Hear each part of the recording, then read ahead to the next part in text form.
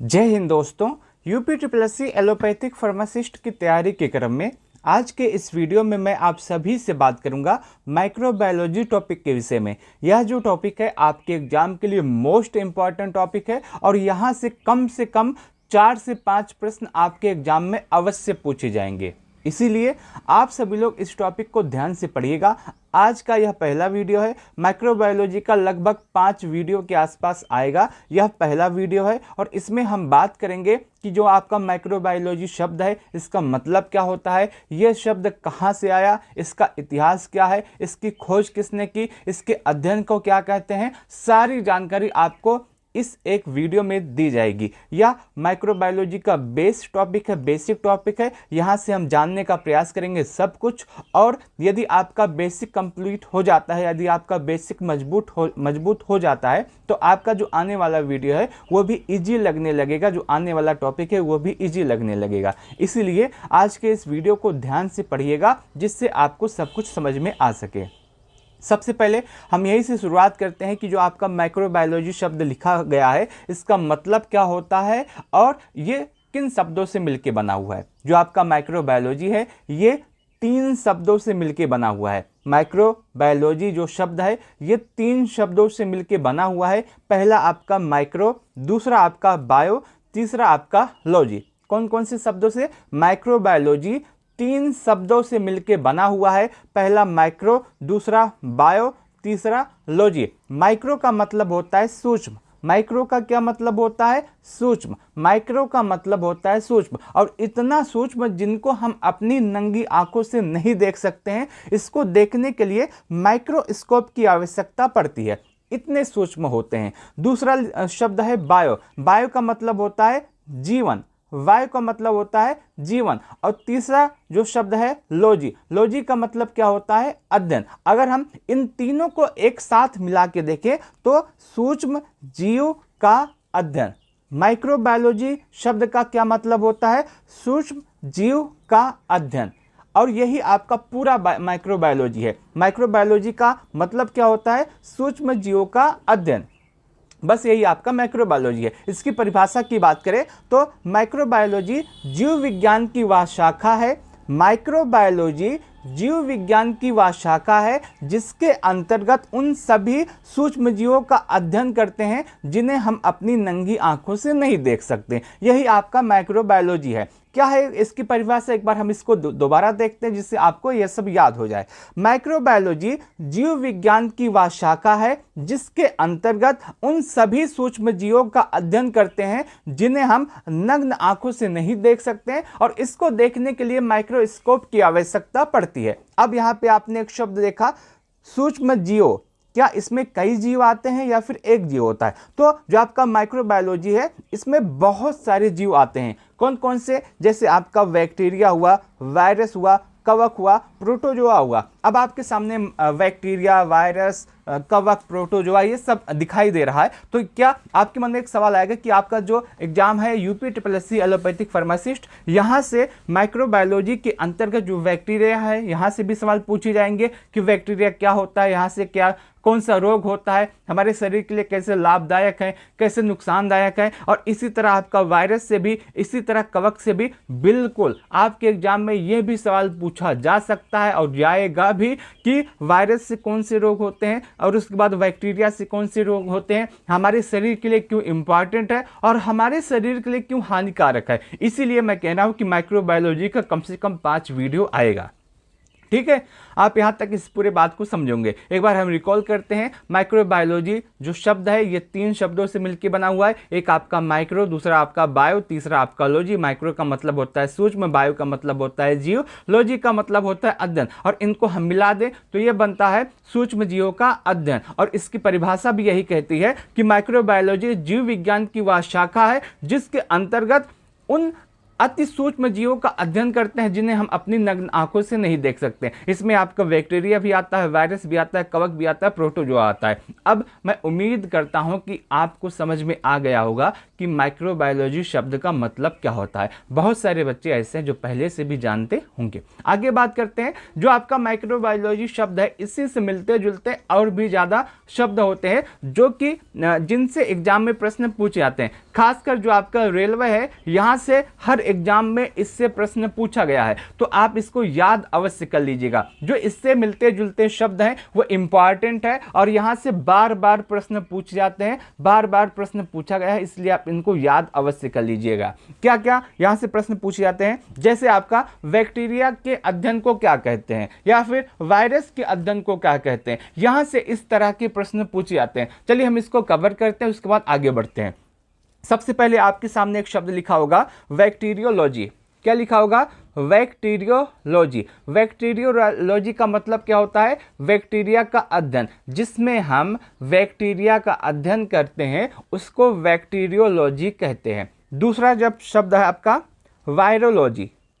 Virology, और इसका क्या मतलब होता है? वायरस का अध्ययन। बैक्टीरियोलॉजी में बैक्टीरिया का अध्ययन किया जाता है, वायरोलॉजी में वायरस का अध्ययन किया जाता है। उसके बाद माइकोलॉजी है। माइकोलॉजी में फंगस का अध्ययन किया जाता है। माइकोलॉजी में फंगस का अध्ययन किया जाता है। आपका जो आने वाला वीडियो है उसमें बैक्टीरिया के विषय में एक वीडियो स्पेशली आएगा कि बैक्टीरिया होता क्या है, कैसे आया, कहाँ से आया, इससे कौन कौन से रोग होते हैं, कैसे हमारे शरीर के लिए फायदा करता है, इसकी संरचना कैसे, इसके लिए एक अलग वीडियो स्पेशली आएगा, तो आप उसको देखिएगा जिसमें इसके विषय में पूरी जानकारी दी गई है। उसके बाद आपका माइकोलॉजी आता है जिसका मतलब होता है फंगस का अध्ययन। और उसके बाद आपका पैरासाइटोलॉजी आता है।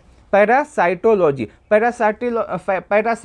का मतलब क्या होता है? परजीवियों का अध्ययन। उसके बाद आपका क्या आता है?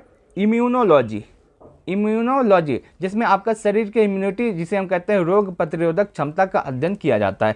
शरीर की इम्यूनिटी का अध्ययन इसमें किया जाता है। तो आप यहाँ तक इसको समझे होंगे और आप इसको याद अवश्य कर लीजिएगा। हो सके तो आप स्क्रीनशॉट ले सकते हैं जिससे आप इसको मोबाइल में रहे और आप इसको बार बार याद कर सकें। अब मैं आपको बता दूँ अपने थोड़े से विषय में। देखिए, मैं आपकी जो तैयारी है UPSSC एलोपैथिक फार्मासिस्ट की तैयारी कंप्लीट करा रहा हूँ, जिसमें आपको सब कुछ मिलने वाला है। इसमें आपका पूरी तैयारी होगी। हमारे पास 2 बैच है। एक बैच ऐसा है जिसमें आपका पूरा सिलेबस कंप्लीट किया जाएगा। इसमें आपको वीडियो भी मिलेगा, पूरा PDF में मिलेगा, पूरा आपको उसके बाद की पॉइंट की PDF मिलेगी, ऑब्जेक्टिव सवाल मिलेंगे। लगभग 20,000 ऑब्जेक्टिव सवाल आपको दिए जाएंगे जो कि UPSSC के लेटेस्ट पैटर्न पे होंगे, 5 ऑप्शन वाले। और इसमें आपका यूपी GK भी होगा, कंप्यूटर भी होगा, एलोपैथिक भी होगा, सब कुछ इसमें कंप्लीट होगा। और इसकी जो फीस है मात्र 999 रुपये है और अभी इस पर 15% का ऑफ चल रहा है, तो आप इसको ले सकते हैं। दूसरा हमारा है, बहुत सारे बच्चे ऐसे हैं जिनका UP GK कंप्यूटर कंप्लीट होता है, उनको सिर्फ और सिर्फ एलोपैथिक ही पढ़ना है। अगर आप एलोपैथिक पढ़ना चाहते हैं, एलोपैथिक में महारत हासिल करना चाहते हैं, तो हमारा सेकंड बैच आप ज्वाइन कर सकते हैं,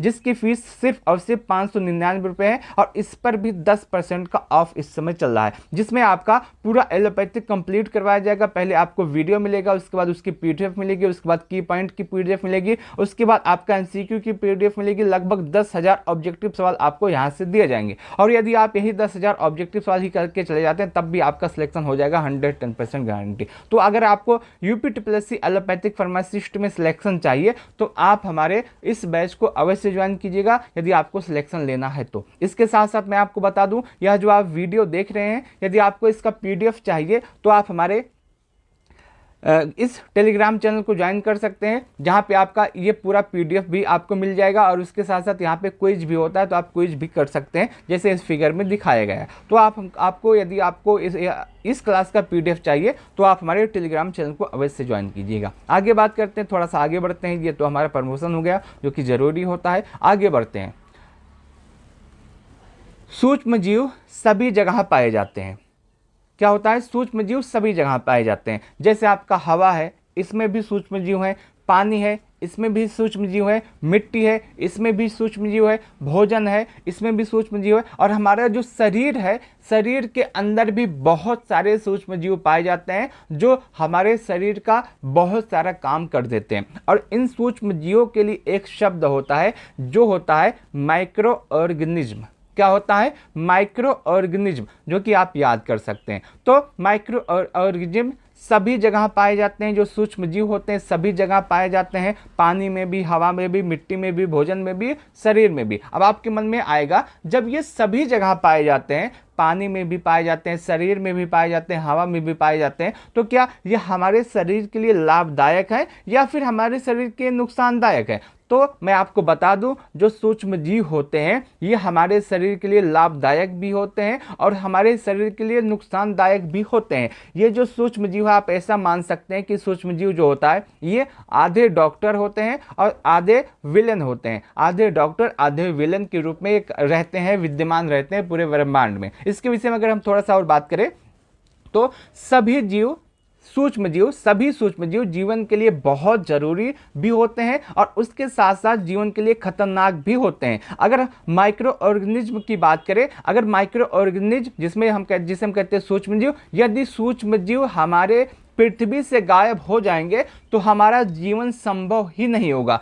अगर सूक्ष्म जीव पृथ्वी से गायब हो जाएंगे तो हमारा जीवन संभव भी नहीं होगा, क्योंकि ये बहुत सारे काम करते हैं, जो हमारे दैनिक वाले काम होते हैं, बहुत सारे काम करते हैं। एग्जाम्पल के तौर पे अगर हम बात करें तो सबसे पहले नेचर की साफ सफाई करने का काम किसका होता है? सूक्ष्म जीव का होता है। आपने देखा होगा कहीं पे कोई जानवर की डेथ हो जाती है तो कुछ दिन बाद उसमें सड़न हो जाता है, सड़न होने के बाद वो बदबू करने लगता है, उसके बाद उसके 2 से 3 या 4 दिन बाद वो गायब हो जाता है। क्यों गायब हो जाता है? क्योंकि उसका जो सफाया है कौन कर देते हैं? सूक्ष्म जीव कर देते हैं, जो कि कहाँ है? जो हमारे पृथ्वी पर विद्यमान है। अगर वही सूक्ष्म जीव ना हो तो लगातार वो बदबू करता करता करता ही रहेगा, आप वहां से जा भी नहीं सकते हैं। इसलिए सूक्ष्म जीव बहुत ज्यादा इंपॉर्टेंट होते हैं। तो नेचर की साफ सफाई के लिए सूक्ष्म जीव इंपॉर्टेंट है। आप जो गंदगी करते हैं उसको साफ करने का काम सूक्ष्म जीव करते हैं। जो फल होता है, फल अगर आप देखेंगे तो फल अगर आप बहुत दिन तक रखे रहेंगे तो खराब हो जाएगा और खराब होने के बाद वो गायब हो जाएगा। क्यों? क्योंकि सूक्ष्म जीव उसका इस्तेमाल कर लेते हैं। इसके बाद आता है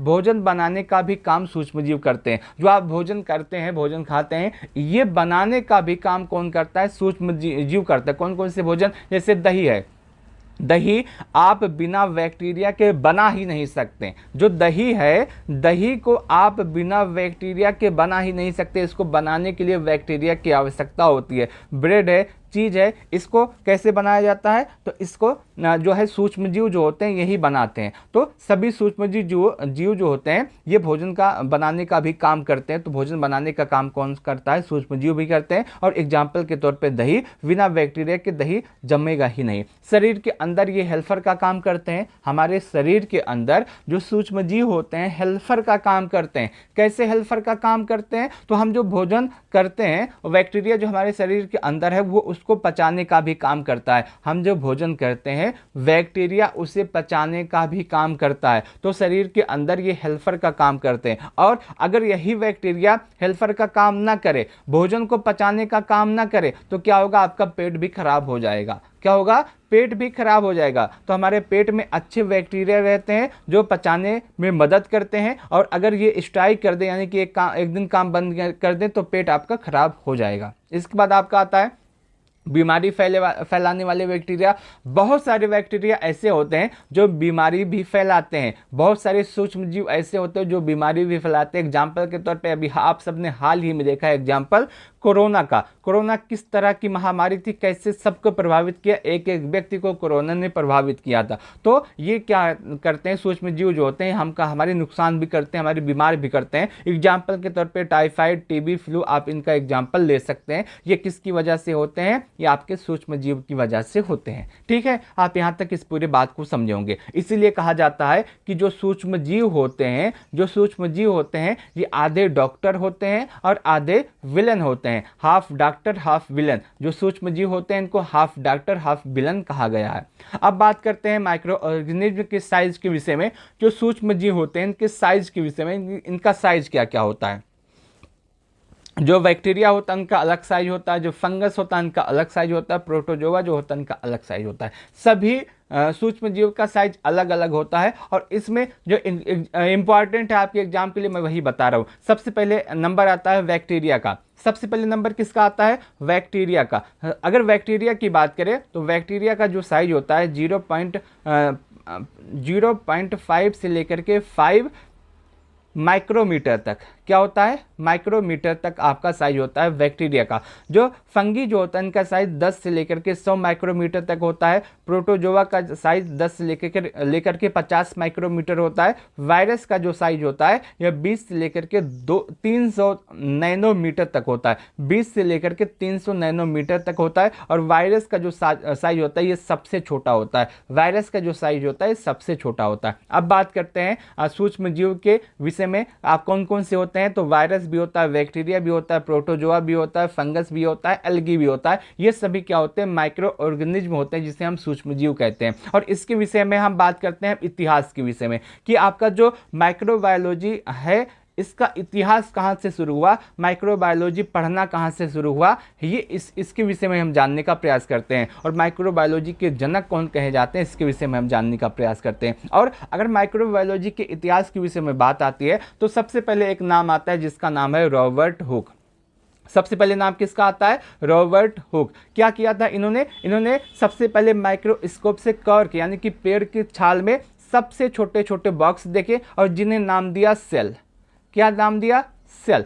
इन्होंने जो आपके रॉबर्ट हुक साहब थे इन्होंने क्या किया, माइक्रोस्कोप से कॉर्क पेड़ की छाल में छोटे छोटे बॉक्स देखे जिनको क्या नाम दिया, जिनको सेल नाम दिया। इसके बाद आते हैं सबसे ज़्यादा इंपॉर्टेंट, एंटोनियो वान ल्यूवेनहॉक। कौन आते हैं, ल्यूवेनहॉक। ये क्यों इंपॉर्टेंट है, क्योंकि इन्हीं को ही फादर ऑफ माइक्रोबायोलॉजी कहा जाता है। जो ल्यूवेनहॉक हैं इन्हीं को फादर ऑफ माइक्रोबायोलॉजी कहा जाता है। क्यों कहा जाता है, क्योंकि इन्होंने पहली बार लिविंग माइक्रो ऑर्गेनिज्म जैसे बैक्टीरिया, प्रोटोजोआ देखा था। क्या किया था, इन्होंने पहली बार बैक्टीरिया और प्रोटोजोआ देखा था। और कब, कैसे देखा था, खुद का माइक्रोस्कोप के जो बनाया था उसी के माध्यम से देखा था। इसीलिए जो ल्यूवेनहॉक है इनको क्या कहा जाता है, फादर ऑफ माइक्रोबायोलॉजी कहा जाता है। ये इंपॉर्टेंट है, फादर ऑफ माइक्रोबायोलॉजी किसे कहा जाता है, ल्यूवेनहॉक को कहा जाता है। आप इसको याद कर लीजिएगा, फादर ऑफ माइक्रोबायोलॉजी किसे कहा जाता है, ल्यूवेनहॉक को कहा जाता है। फादर ऑफ माइक्रोबायोलॉजी किसे कहा जाता है, ल्यूवेनहॉक को कहा जाता है। आगे बात करते हैं, कहानी आगे बढ़ी। इसके बाद आते हैं एडवर्ड जेनर। कौन आते हैं, एडवर्ड जेनर। ये क्या किए थे, इन्होंने पहली बार वैक्सीन बनाई थी। क्या की थी इन्होंने, एडवर्ड जेनर जो थे इन्होंने क्या किया था, इन्होंने पहली बार वैक्सीन बनाई थी। और किसकी, स्मॉल पॉक्स की। किसकी वैक्सीन बनाई थी, स्मॉल पॉक्स की वैक्सीन इन्होंने बनाई थी। इसके बाद आगे चलते हैं, आते हैं सबसे इंपॉर्टेंट, लुई पास्चर। कौन आते हैं इसके बाद, लुई पास्चर। लुई पास्चर के विषय में बात करें तो ये फ्रांसीसी वैज्ञानिक थे। कहाँ के थे, फ्रांस के थे। इनका जो कार्यकाल है 1822 से लेकर के 1895 तक का रहा है। जो आपके लुई पास्चर हैं इनका जो कार्यकाल है, इनका जन्म 1822 में हुआ था, मृत्यु 1895 में हुई थी। ये फ्रांस के रहने वाले थे। और इन्होंने रोगाणु का सिद्धांत दिया। क्या दिया, रोगाणु का सिद्धांत दिया, जिसे इंग्लिश में जर्म थ्योरी भी कहते हैं। और इसमें क्या बताया, इनसे ल्यूवेनहॉक ने ये, लुई पास्चर ने ये बताया रोगाणु के सिद्धांत में कि बीमारियां छोटे छोटे जीवों के कारण होती है। इससे पहले जब लोग बीमार होते थे तो उनको लगता था कि बीमारियां ऐसे ही हो जाती हैं। उनको ये नहीं पता था कि जो बीमारियां होती हैं छोटे छोटे जीवों के कारण भी होती हैं। ये किसने बताया, पहली बार लुई पास्चर ने बताया। किस सिद्धांत में बताया, रोगाणुओं के सिद्धांत में बताया। तो ये तीनों चीज है, आप याद कर सकते हैं। पहला सवाल ये पूछा जा सकता है,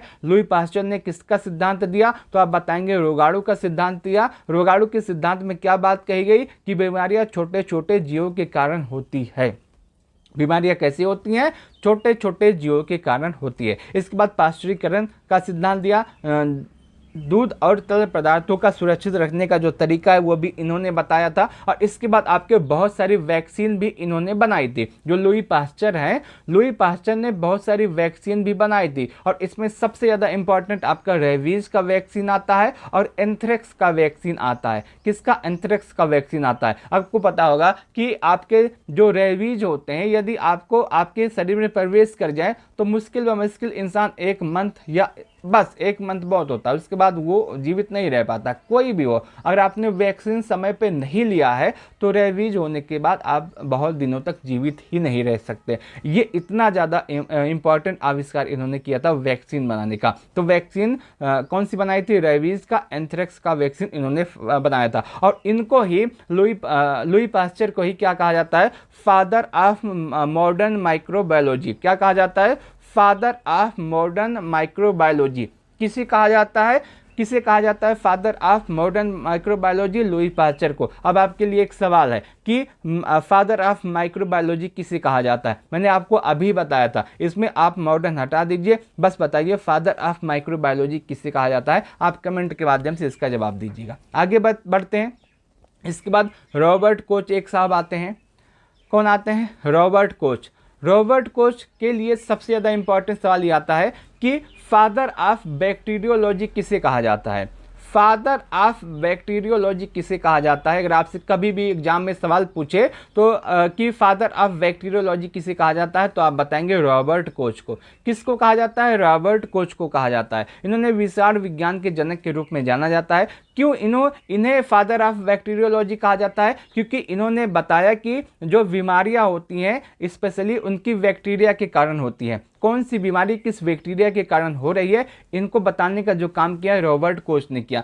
पहले ये लगता था कि जो बैक्टीरिया होती है इसकी वजह से बीमारी होती है, ये नहीं पता था कि स्पेशली इस बैक्टीरिया से यह बीमारी होती है। तो ये बताने का जो काम किया कि स्पेशली इस बैक्टीरिया से यह बीमारी होती है या फिर इस बैक्टीरिया से यह बीमारी होती है, बताने का काम किसने किया? रॉबर्ट कोच ने किया। और इसीलिए इन्हें फादर ऑफ बैक्टीरियोलॉजी कहा जाता है। क्या कहा जाता है? फादर ऑफ बैक्टीरियोलॉजी कहा जाता है। किसे कहा जाता है? रॉबर्ट कोच को। रॉबर्ट कोच ने क्या सिद्धांत दिया? सबसे पहले कौन सी बीमारी किस बैक्टीरिया के कारण होती है ये बताया, और उसके साथ साथ इन्होंने कई खतरनाक बीमारियों की बैक्टीरिया भी खोजी। इन्होंने कई खतरनाक बीमारियों की बैक्टीरिया भी खोजे, जैसे आपका ट्यूबरकुलोसिस। इसके लिए कौन सी बैक्टीरिया जिम्मेदार है? तो माइक्रोबैक्टीरियम ट्यूबरकुलोसिस इसके लिए जिम्मेदार है।